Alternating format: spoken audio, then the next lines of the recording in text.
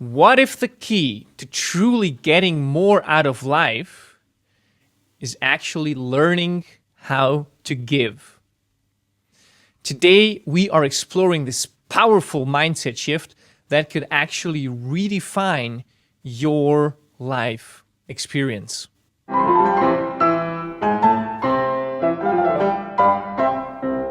Hello and welcome to the Artful Maestro podcast. I am your host, Nenad Leonart, a harpsichordist and historical organist. I have been active in the social media field for over 4 years, accumulating over 70,000 subscribers in the classical music field. And today I help, I coach, and I contribute to other classical musicians to also reach fans all around the world. Now, in the podcast Artful Maestro, we are looking at all the newest techniques, all the tools that you can use, all the mindsets that are needed if you want to bring your music career to the next level. So if you're in for that, strap on, and here we go with this episode, which is all about learning how to get into a giving mindset and why that is so important, and it's going to further your career. Now, before we get into the episode, let me quickly tell you about the Artful Shop, which is one of the main sponsors of this podcast. The Artful Shop is a place where you can go and grab some gifts for your musician friends or even for yourself if you're into that. You have some fancy mugs, you have some fancy t-shirts, some other clothing, there's blankets, all very stylish stuff with musical themes. So go check out Artful Shop, and you can even use the code ARTFUL5 at the checkout to get an additional 5% off your order.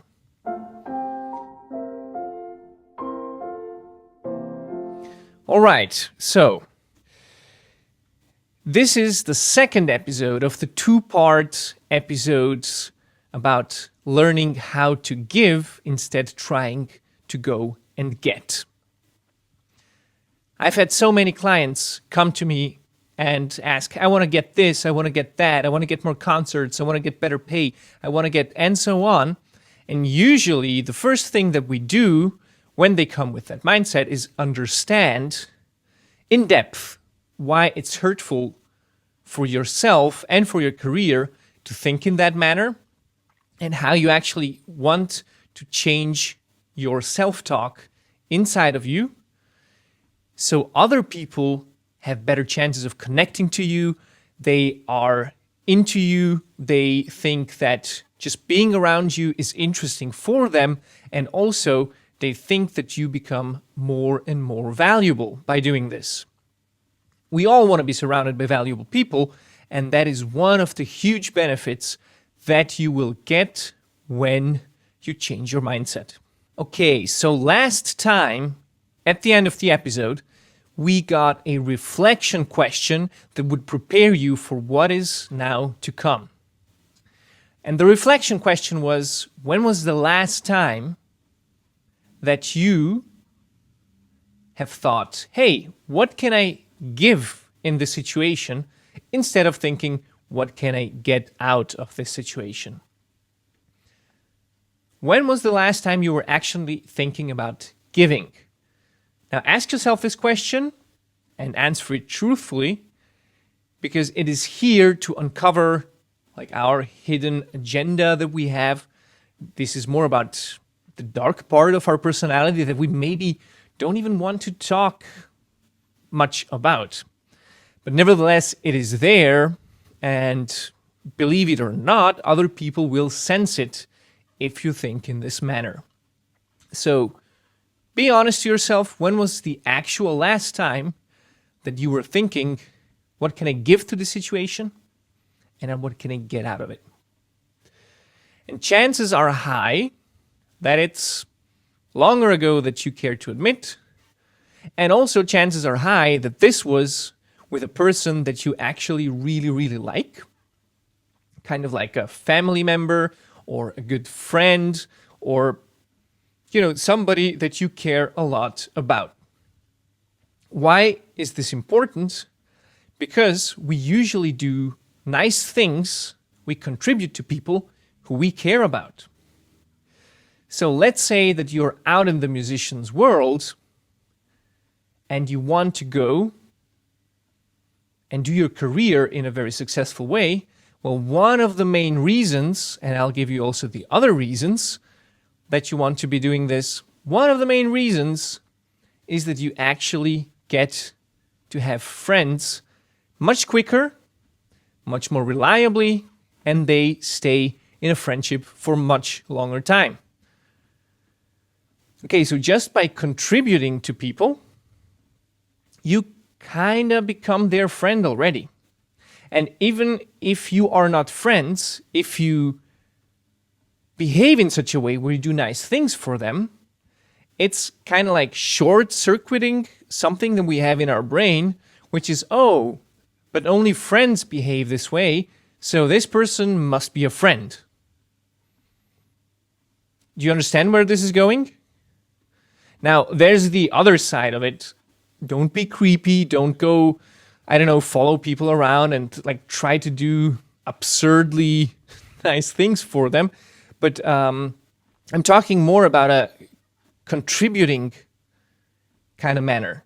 And that's the reason why it works. Because when you do something for people, they will like you more.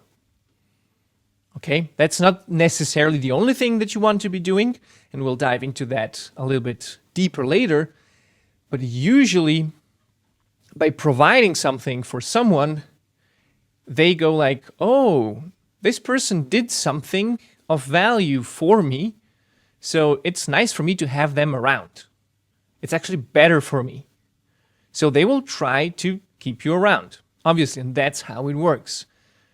So the more important the thing is, the more you want to contribute. Now, it's not just about doing long-term relationships through this thing.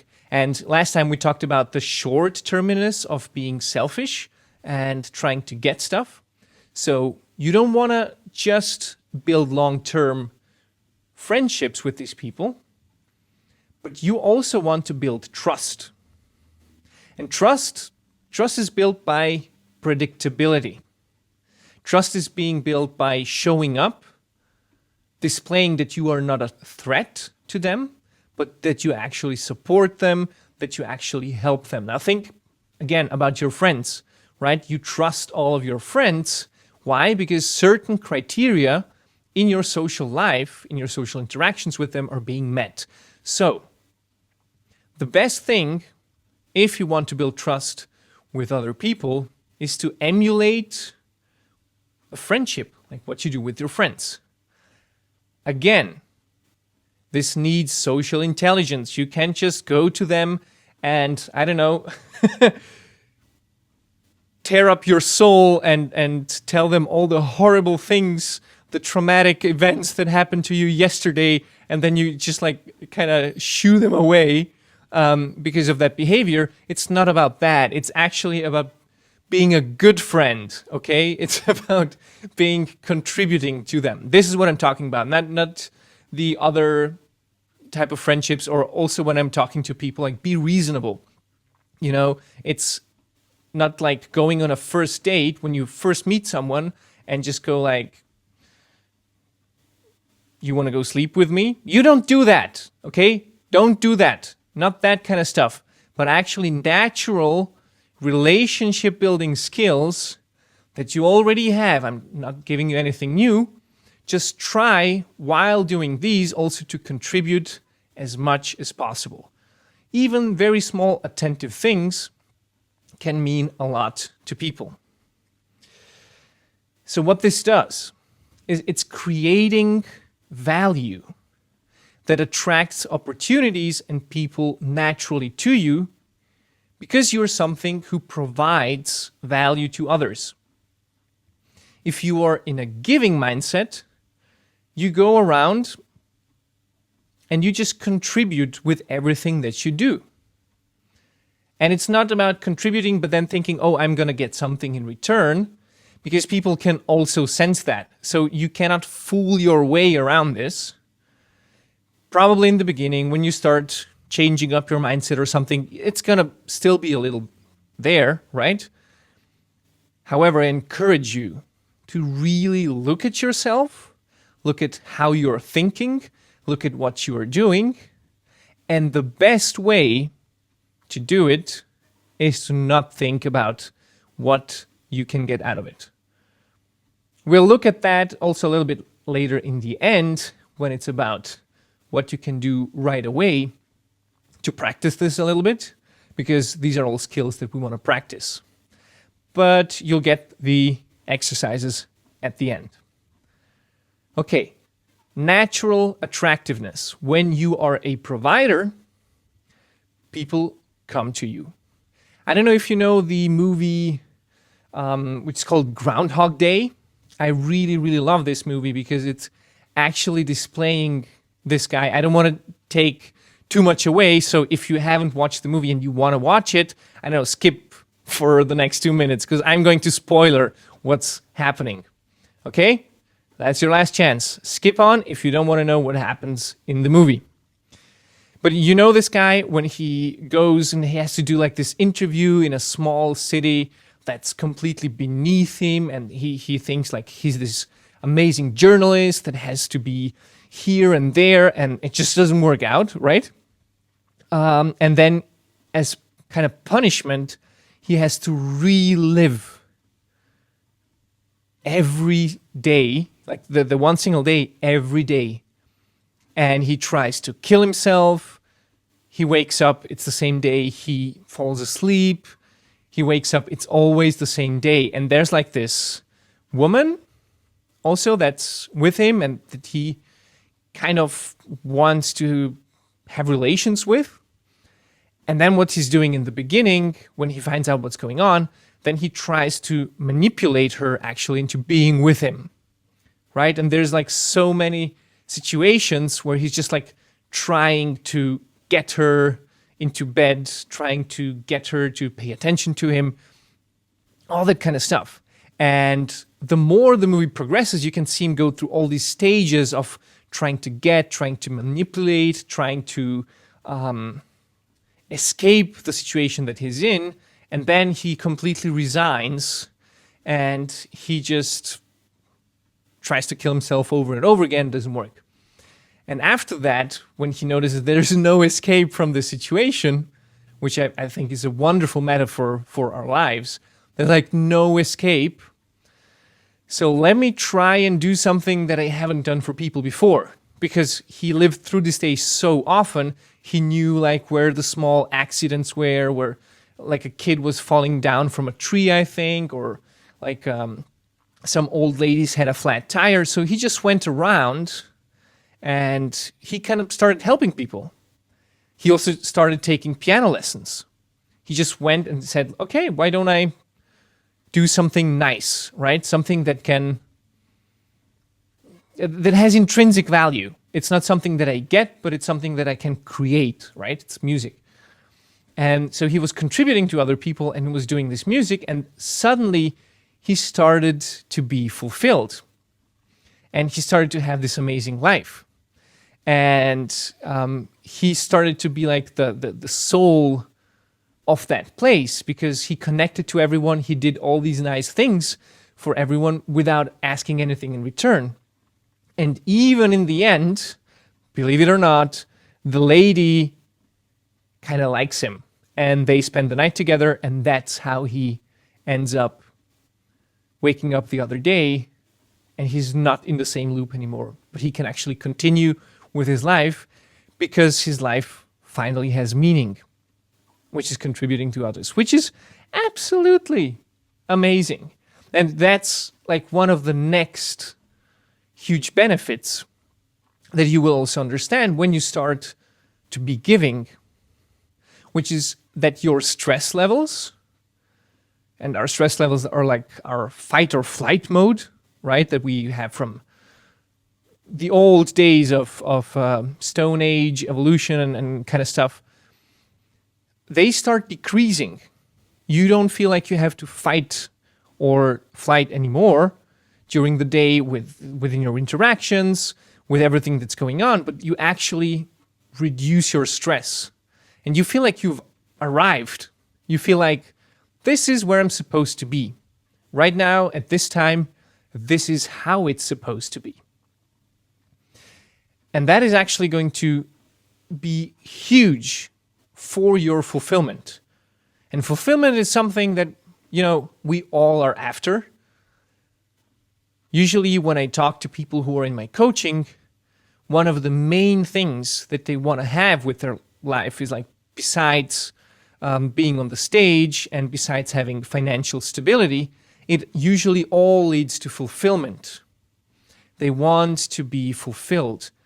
And I don't know how it is with you, but I can tell you that myself included, and probably 90-something% of people, when you ask them what they really want deep down, is this ongoing state of happiness, which is like a tranquil happiness, which we call fulfillment. A reason for being, if you want.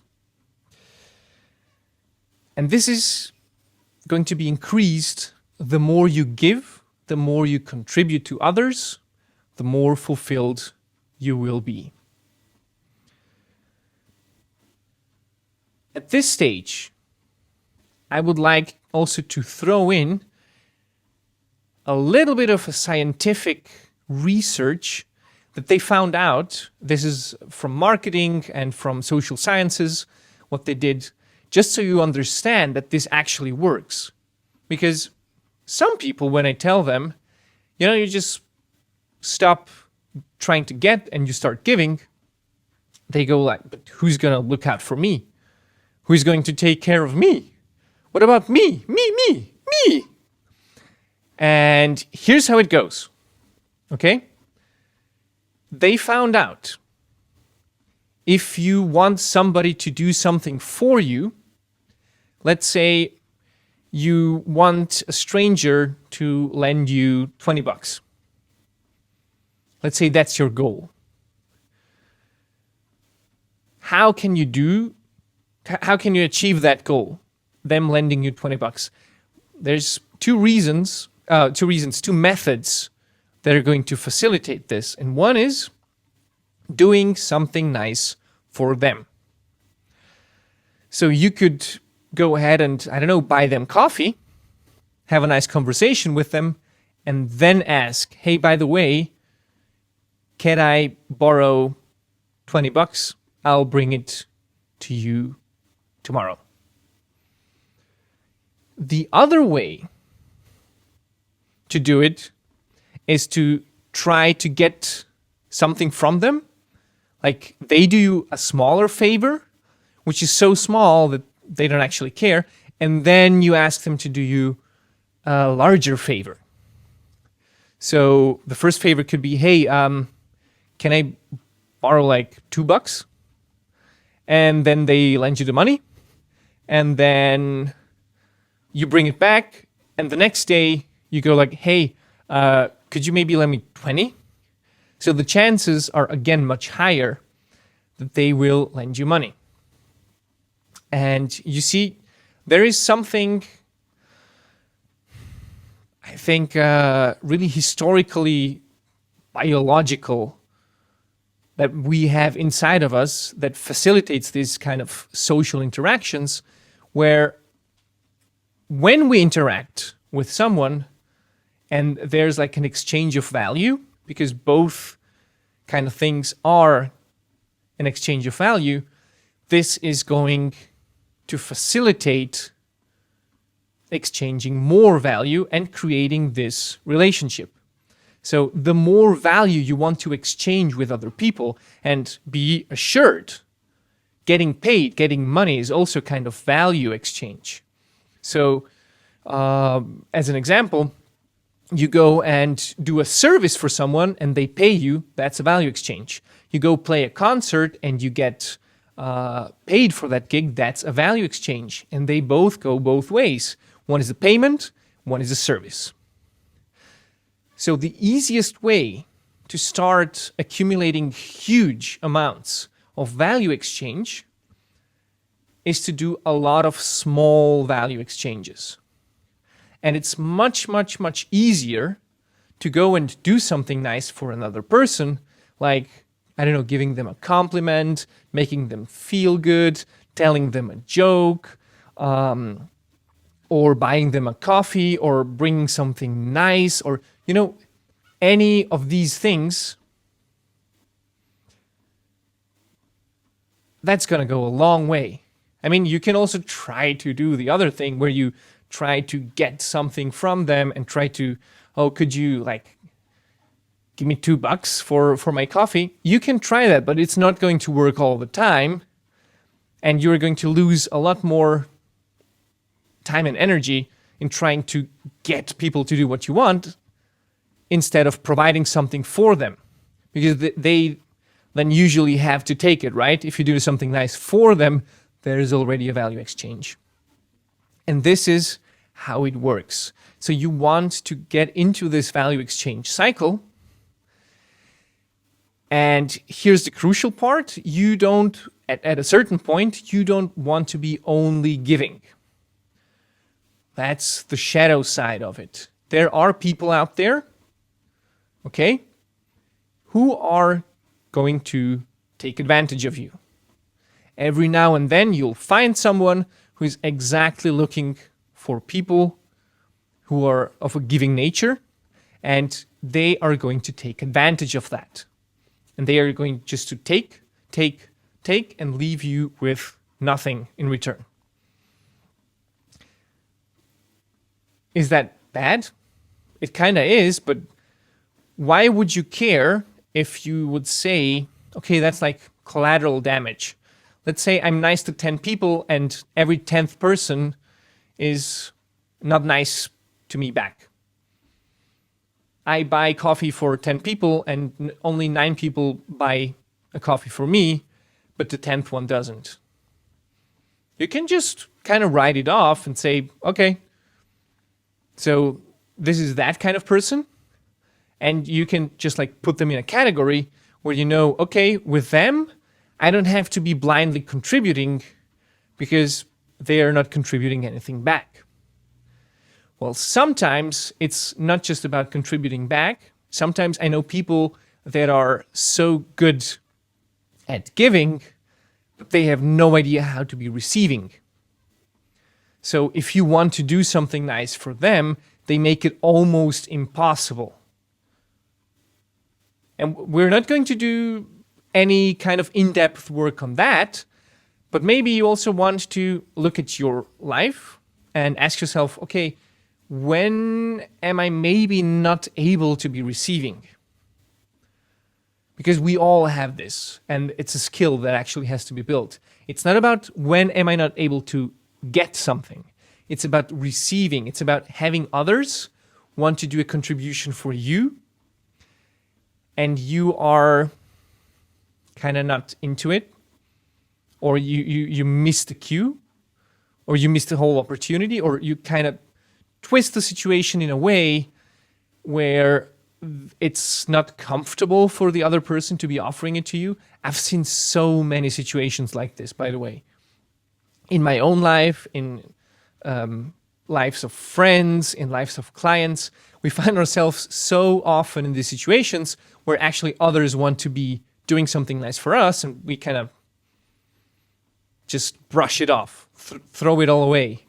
And that is also something that you want to take care of, okay? So on one hand, if people are taking advantage of you, don't be contributing too much there.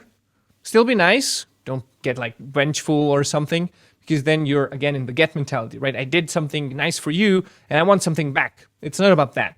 It's just about being contributing and also seeing where these contributions are best made, right? Because you want your energy, you want your contributions, you want your value giving, everything of those to grow. And you cannot grow with people who are not giving anything in return. So it's a very easy kind of exchange, right? If you see, oh, that's what's up, then you know what's up. And you're fine. And the second thing is learn to receive. If somebody wants to do something nice for you, especially when you are doing nice things for them, be able to receive it. be able to say, thank you. I appreciate you, and I appreciate you doing that for me.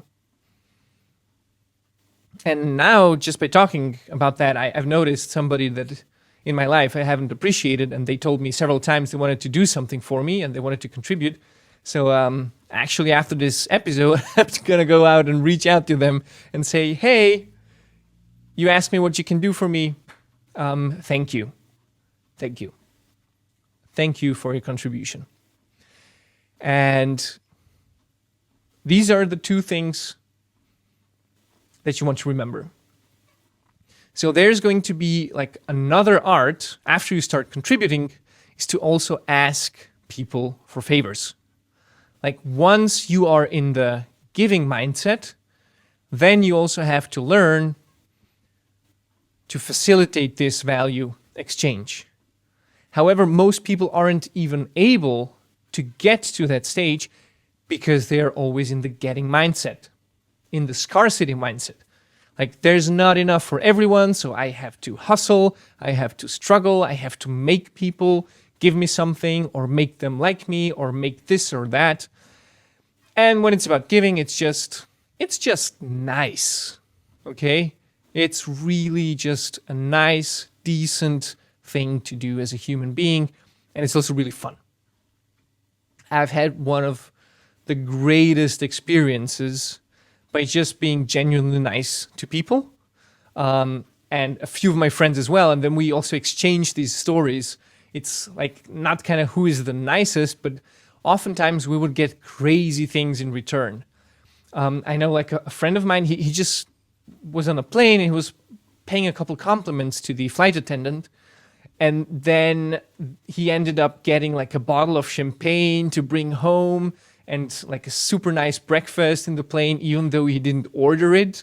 It was crazy. Or I don't know, something that happened to me is that like in a wellness area, I helped an older gentleman who wasn't feeling very well. And then we ended up having a coffee afterwards, and then he ended up like paying for the whole stay. I was staying in the mountains there for a couple days just because he was nice and I was being nice. And I mean, that's great. I love these things happening. I just love these things happening. And I want them to happen to everybody. So also if you feel like you can be very thankful to someone or give them an opportunity to make their day, go ahead and do that. And this is kind of going to go and make the world a better place. And people are just going to be around you if you do stuff like that. So that's one single thing you take out of this whole podcast. If you can take out of me as a person, of everything that I'm saying, then I think you've taken out a lot. Okay, so go out and be nice to people. And here's the exercise that we are going to do because of what I said earlier. Sometimes we still have this little voice in our head that goes like, but I want something in return. If I don't get something in return, I'll be poor. I'll be hungry. I'll have nothing. They'll have more and I'll have less. Did you know that there's like they did a study and that people are not logical at all? Like they did this study where people would get free money and they would get both $100 in total, and person A could split the $100 in a way they wanted between person A and person B. So person A gets to decide how the split is, and person B gets to decide if they get the money or not. So let's say if person A says, okay, so I choose that I get $50 and this other person gets $50, then B would say yes. And they both take the money. But let's say that A would say, I'm going to take $90 and B is going to only get $10. Very often it happens that B says no. Then nobody gets the money. If they get 90 and I get 10, That's not fair. Nobody gets the money. And if you look at it from an objective standpoint, that's completely crazy, because they could have just walked away with $10 for free. But they chose not to, just to spite the other person that was getting $90.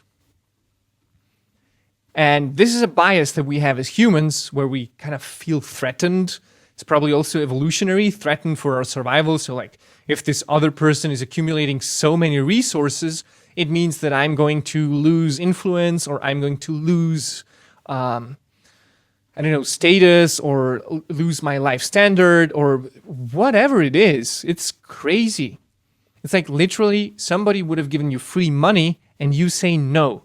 Even if they did like 99 and $1, from a logical standpoint, it would have been better for person B to take it because it's free money.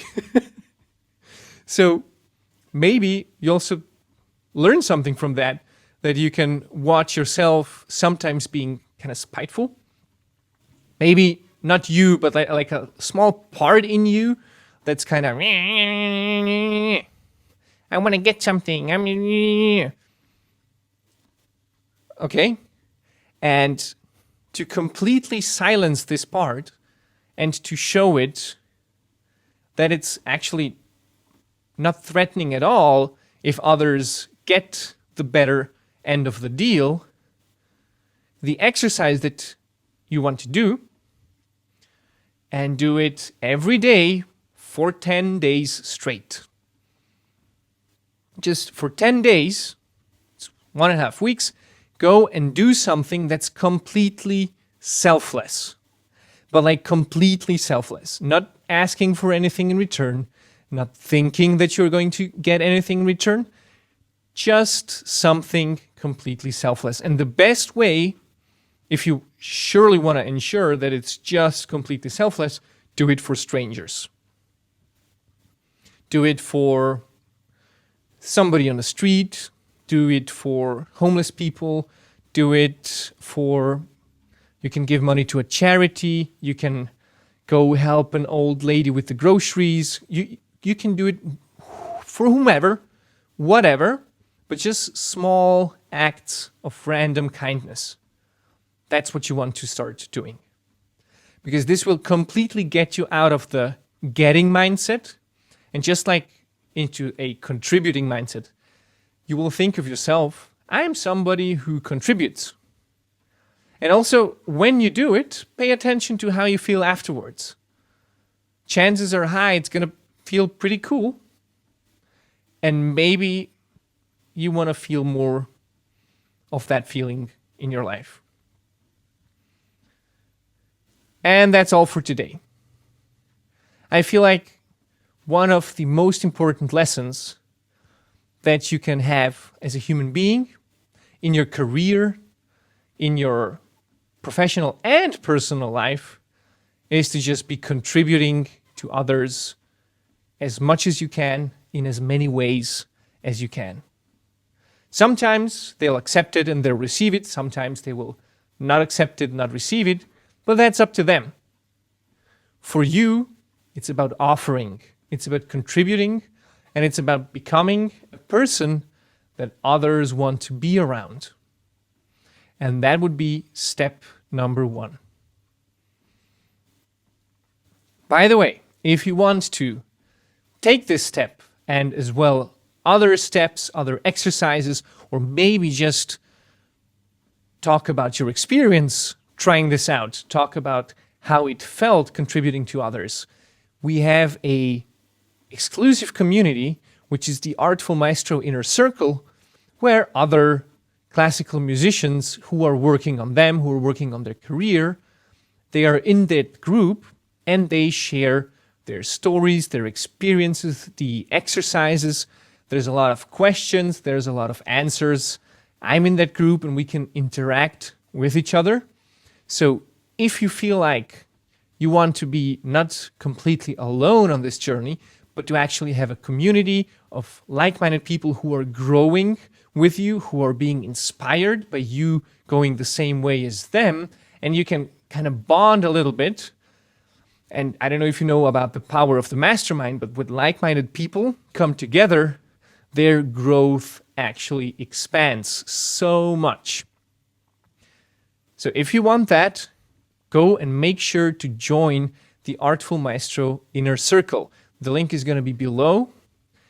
And make sure to also let me know about how this went. Like send me a comment, drop me a comment, or send me an email. I am reading through all of those because it's really important for me to understand and to know what has resonated with you, what you liked, what you didn't like, and what kind of content I can create that is beneficial and contributing to you in the future.